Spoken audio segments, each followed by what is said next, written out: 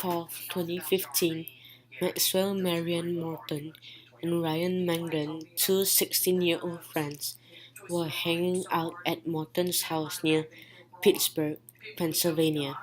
Morton claimed that the two of them were playing with a 9mm handgun, and Mangan was supposed to take a picture of Morton, aiming the gun at him. With the gun aimed at his friends, Morton pulled the trigger, shooting Mangan in the face. After the murder, Morton took a selfie, which was uploaded to Snapchat, an app that allows users to send pictures with which will automatically delete themselves in 1 10 seconds to other users. In the picture, Morton is smiling while his dead friend lies crumpled up behind him. The photo said Maxwell. A friend took a screenshot of the picture, and the police were contacted. The selfie was a key evidence when Morton was charged with first-degree murder. Another piece of evidence was a text to a friend that said, "Told you I cleaned up the shells." And Ryan was not the last one. Morton said that the shooting was accidental. The picture has not been released to the media.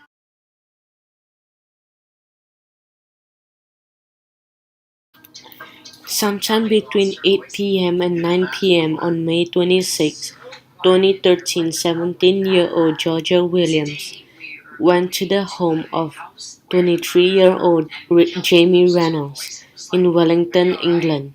His parents were away and he told Williams to come over for a photo shoot. Once Reynolds had Williams in his house, he got a noose around her neck and managed to hang her. Reynolds took pictures of himself with Williams as she died. After she was dead, he continued to take pictures as he stripped and violated her body. 2 days after Williams was last heard from, her family contacted the police, and Reynolds was arrested in Scotland the day after Williams was reported missing. Williams' body was found on May 31st, and Reynolds was charged with the murder. After the arrest, it came to light that 5 years before the murder, Reynolds lured another girl to his house and tried to strangle her. He had been let off with a warning. After that, his parents told officers that Reynolds was addicted to extreme pornography and even drew nooses around pictures of girls he liked. Reynolds was convicted of the murder and was given a whole life sentence, meaning he would die in prison. Due to the incredibly sensitive nature of the pictures, they have never been released.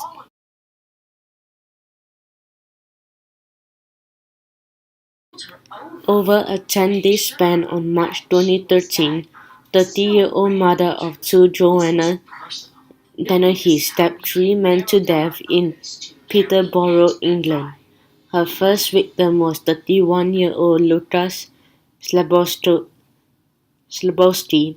She lured him to a home and stabbed him to death on March 19. Dennehy stabbed her roommate John Chapman, aged 56, to death 10 days later. Next, she asked her boss and landlord, 48-year-old Kevin Lee, to come to her home, where he too was stabbed. After killing Lee, Dennehy told her friends and sang "Oops, I Did It Again" by Britney Spears. The next morning, Dennehy and her friend and her boyfriend Gary Stretch fled Peterborough and on April 2nd they were in the town of Hereford. The couple roamed the streets looking for another victim when they came upon Robin Bereza, who was walking his dog. Then he got out of the car, stabbed Bereza in the back, got back into the car and gave Stretch a kiss. 9 minutes later, the couple found a second victim, John Rogers, who was also walking his dog. Then he stabbed him 40 times and stole his dog. Luckily, both Bereza and Rogers survived the attacks. Then he was arrested a short time after the Hereford stabbing. On her phone, police found a above selfie of her grinning just before she stabbed Buriza and Rogers. The picture of the serial killer grinning as she hunted for more victims, along with few other pictures where Dennehy posed with a large jagged knife, were shown to the jury at her trial. She was found guilty and was given a whole life sentence, being only the third woman in England's criminal history to receive that sentence.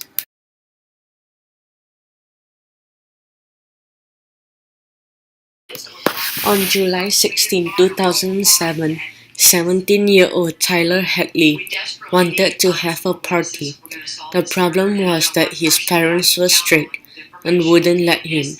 Hadley's solution to that problem was to beat them both to death with a claw hammer. After killing his parents, he dragged their bodies into the master bedroom and spent the next 3 hours cleaning up the blood. Once the house was cleaned up, Hadley invited his friends over but told them not to smoke inside because it was his parents' house. Soon the party had accumulated 60 people, and Hadley was in a good mood. He even said he thought about hosting a party the next night. Little, little did anyone know that there were two dead bodies in the house. At some point the evening, Tyler decided to confide in his friend Michael Mandel. Hadley told Mandel that about the murder and even showed him the bodies. Instead of leaving, Mandel hung around for another 45 minutes, taking the selfie above. Mandel said that he took the pictures because he knew it would be the last time he would see his best friend. Mandel then went home and called Crime Stoppers. Hadley was arrested. He was given 2 life sentences without the possibility of parole.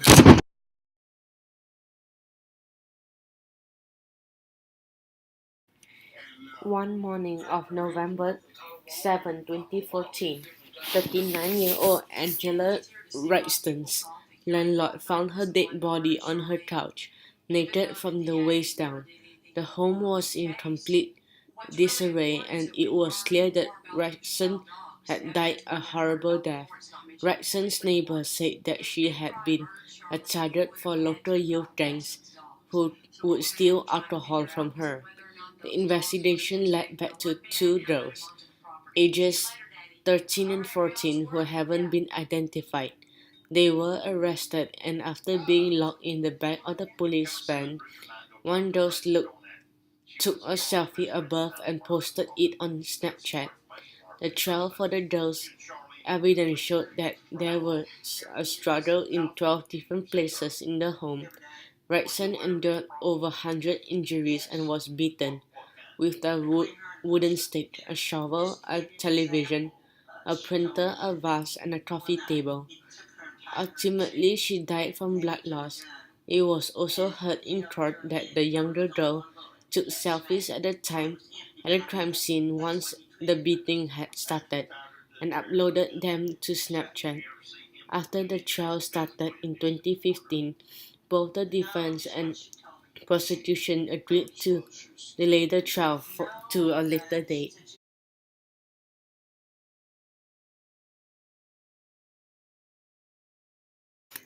The above photo may look like a generic selfie of a man sharing a happy moment with his daughter, but sadly this is the last picture taken of 22-year-old Merrick McCoy and his 19-month-old daughter, Maya McCoy Pentavoncia.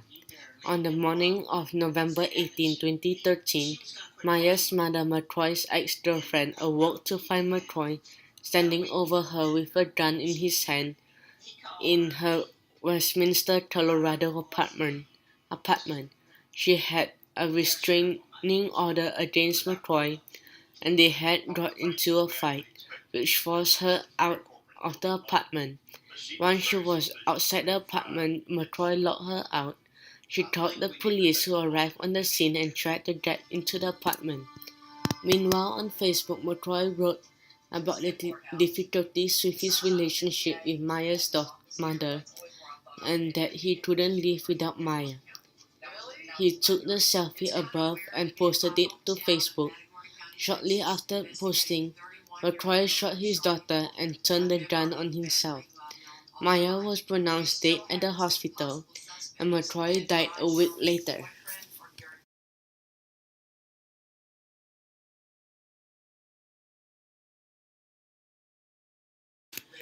According to nurses who worked with 42-year-old Daniela Poggiali at a hospital in Lugo, Italy, she was hardworking but vindictive. For example, she was known to give laxatives to senior citizen patients at the end of her shift to make it more unpleasant and difficult for nurses on their night shift. Things took much more drastic turn on October 2014 when an autopsy was performed on a 78-year-old woman who had died suddenly. Tests showed that she had died from a potassium overdose, and the only person who could have given her such a shot was Poggiali. Police looked into her records and found that during the 3-month period, Poggiali had 86 patients, and 38 of them died. For comparison, her co-workers lost, on average, 10 patients in the same time frame. Poggiali was arrested for the murder of the 78-year-old woman, and her co-workers claimed that she killed patients whom she deemed annoying. To make the story even creepier, police found pictures of Poggiali posing with the people who had recently died. The police are looking at 87 deaths at the hospital. During the 2-year span, even Poggiali worked at the hospital. Currently, she is awaiting trial.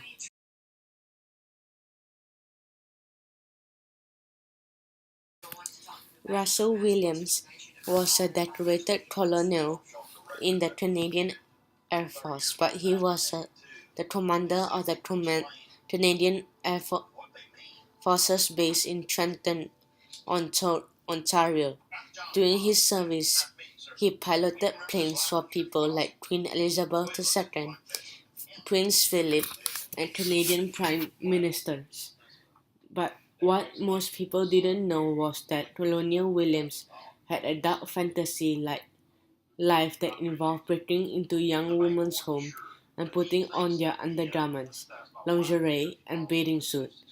He would take pictures of himself wearing the clothing and masturbating on their beds. What's even more disturbing is that there were thousands of these pictures.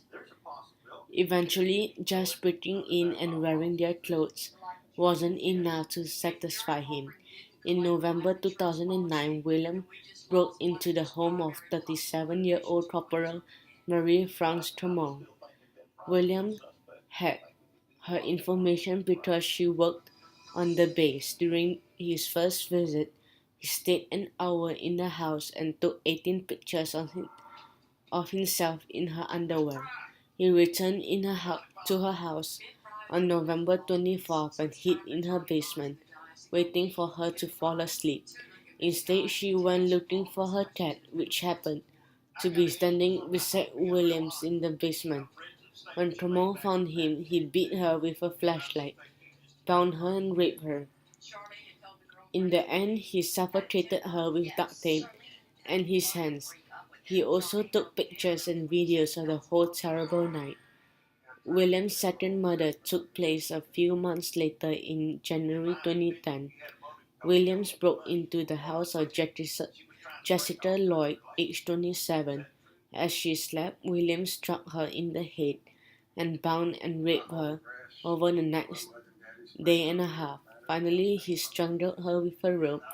He took her body and dumped it in a secluded nature area near her home. A week after Lloyd went missing, Williams was stopped at roadside checkpoint, and the police noticed that Williams' tires similar were similar to the tracks left at Lloyd's home. 3 days later, he was asked to come to the police station, where he admitted to the murders. When investigating his home, they found two hard drives containing pictures and his detailed documents of his criminal activities. In October 2010, Williams pleaded guilty to 88 charges, including two first-degree murders. He was stripped of his commission, rank, and awards, and he was sentenced to 2 life terms in prison, though he will be eligible for parole after 25 years.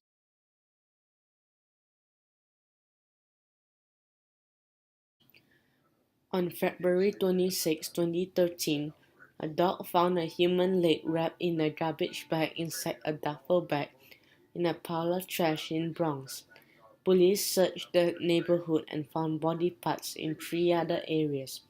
They soon discovered they were from the body of 45-year-old Tanya Bird, her 23-year-old son Paxit McClan, a troubled man with a criminal record, was arrested shortly after the murder. It's believed that McClan stabbed his mother in the night.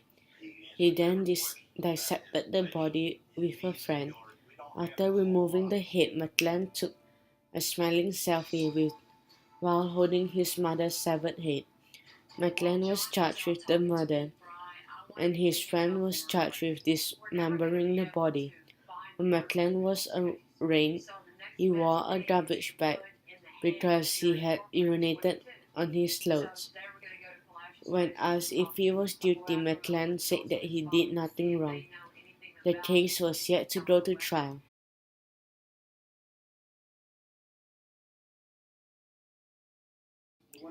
One of the most terrifying and well-known U.S. serial killers is Dennis Rader, who terrorized Wichita, Kansas between 1974 and 1991 and claimed the lives of 11 men, women, and children. A big part of Rader's murder ritual was tying up and torturing his victims, hence his self-adorned nickname, Bind, Torture, Kill, or simply BTK. In addition to tying up his victims, Rader also liked to practice bondage on himself. After he was arrested, police found a stash of pictures of Rader dressed up in victims' clothes, sometimes wearing a mask. He also tied himself up. In some of the pictures, Rader tied in his parents' basement, in others strung himself up to a tree. Other times he would wrap in a tarp and partially buried in a shallow grave. Rader is currently serving 10 life sentences at the El Dorado Correctional Facility in Kansas.